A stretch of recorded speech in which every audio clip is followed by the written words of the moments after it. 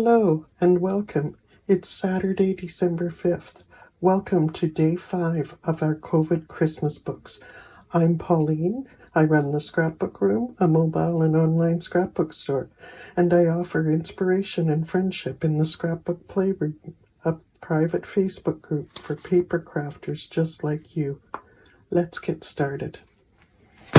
As we talk about today's prompt, I don't have any specific pages to show you. But when I flip through last year's album, I see that many of those pages are relevant to us this year as we work through a COVID Christmas. So today I'll be flipping through this album as I talk. Perhaps you'll see something that helps inspire you for your own album. Today we're talking about Christmas celebrations, or lack of.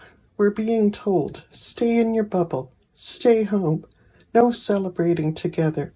Well, you can celebrate with another household if you live alone. What does all this mean for the coming Christmas holiday? Are you obeying those mandates? If not, you might want to keep it secret or face public shaming. How crazy our world is from what we knew last Christmas. Usually our December calendars are filled up with all sorts of gatherings. This is traditionally a time of year when we're all heading out to some sort of party, whether it's an office Christmas party, your bridge club's gathering, or your birthday club. But now what? What are you missing out on this year? Or are you? What's going on with your holidays? How big is your bubble? Tell all in your album. If you are attending parties, I suspect they're outdoors. No, with just a small group of close friends or family? Even if it's an intimate gathering, try getting a group photo, but make it socially distanced as much as you can and still fit everyone in. Or have everyone wearing a mask. Wearing masks and toasting with wine glasses could be fun, and it would certainly suit the theme of our albums this year. If there aren't any parties happening for you, are you missing them? Is there anything happening to replace the events you normally attend this time of year? If you have nothing to say about this year, perhaps you want to reflect on past gatherings. How did you celebrate last year? Can you remember where you were on the first Saturday of December last year? Maybe you'd like to compare the 2 years. What's your preference? I ask because I'm constantly amazed at the number of people who are loving these quieter times and less frequent social gatherings. Which category do you fit into? Perhaps these are thoughts for your album. Is this a tough prompt for you? No photos to go with this subject? How about a photo from last year? Reflect on how we took those times for granted, and if you scrapbooked the photo before, that's okay. Make a copy and use it again. Now you're looking at that photo from a different perspective, in a different album, maybe with a different story. Besides, you can scrapbook a photo as often as you want.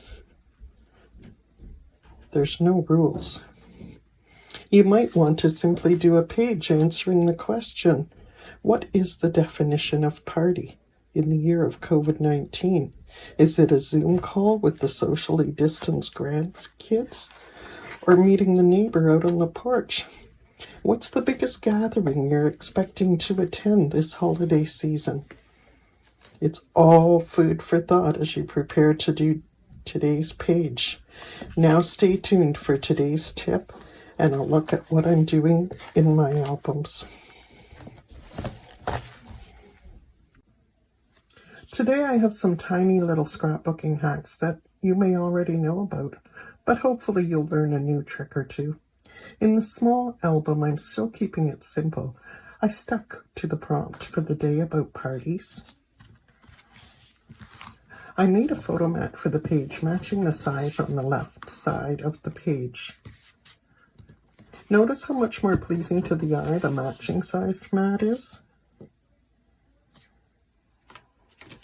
I rounded the corners of this mat as well.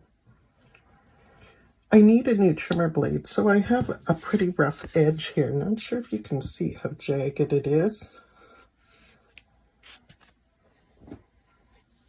but I can smooth it down with this Tim Holtz sanding tool.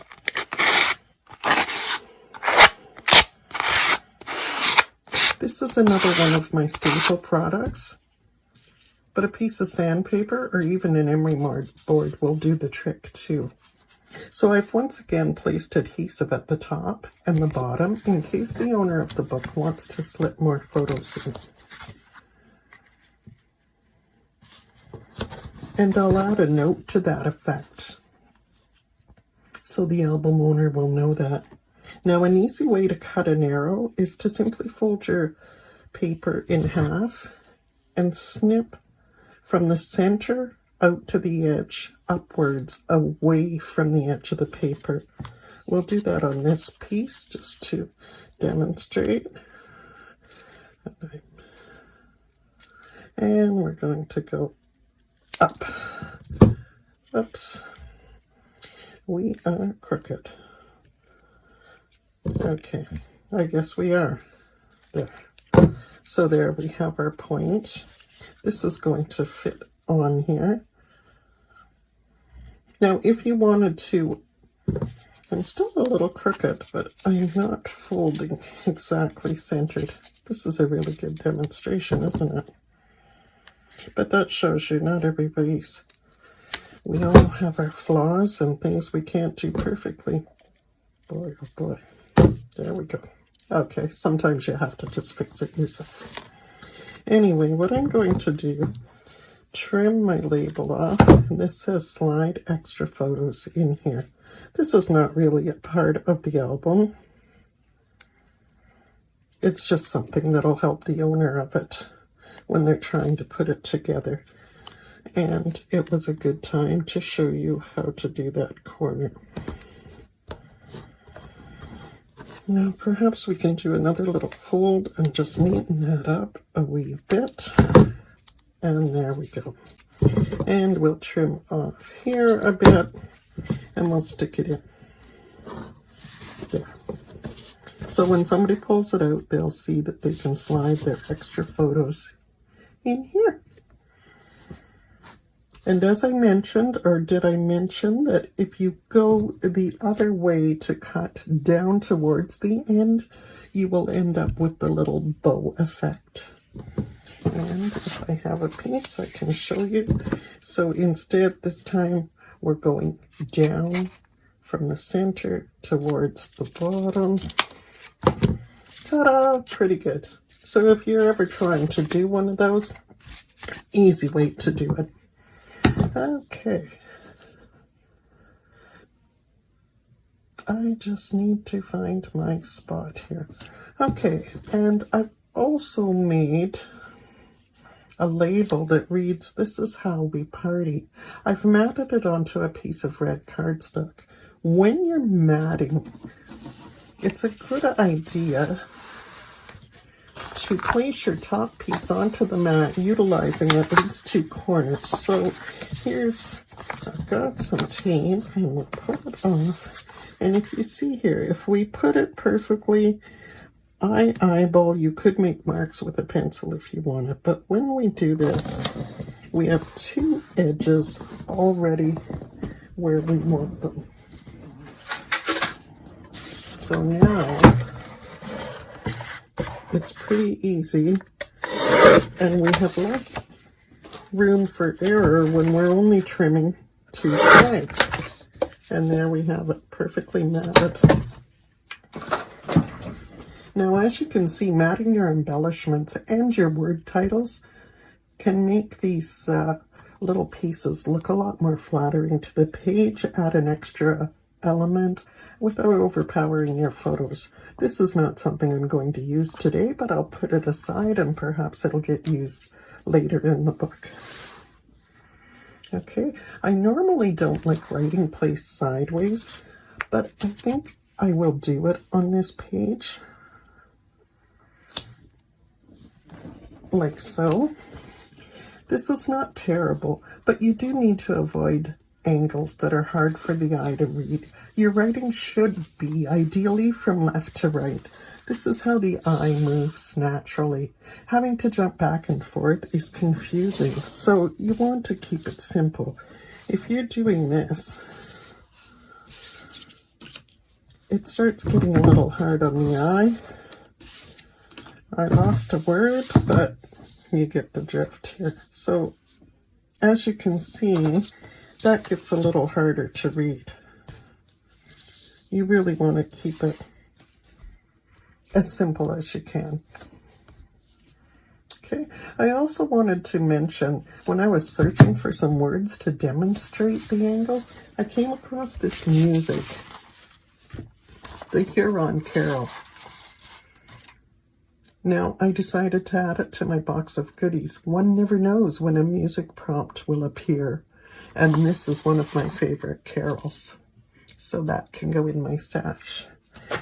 So I just need to attach this piece here, and I'll have to put my number, which I'm still thinking about, and I'll be done with this page. Now for my album. I wasn't sure what I was going to do until I started recording this session, and then it came to me. The prompt got me thinking about our bubbles. I play with a little graphics program called Canva. So I decided to add a photo of our grandson to a bubble. Then I printed that photo and another photo with a few more blank bubbles on it. Had I been thinking, I could have added the text to the bubbles as well. But instead I printed the words out on my label maker, and what I wrote was the boy in our bubble. Now, further to what I was talking about, I'm going to have to be careful with how I'm putting these words so that they still flow for the eye without being confusing. They're not really fitting in my bubbles. I may need to print more bubbles out. And of course, we either want 3, 5, or 7 bubbles. I have 4 right now, so I could do 3 more, and that might work. Now, when I did the picture in the bubble, you'll notice that I didn't make my circle big enough, and I've cut off a bit, but my word bubble is going to easily hide that. This picture goes this way.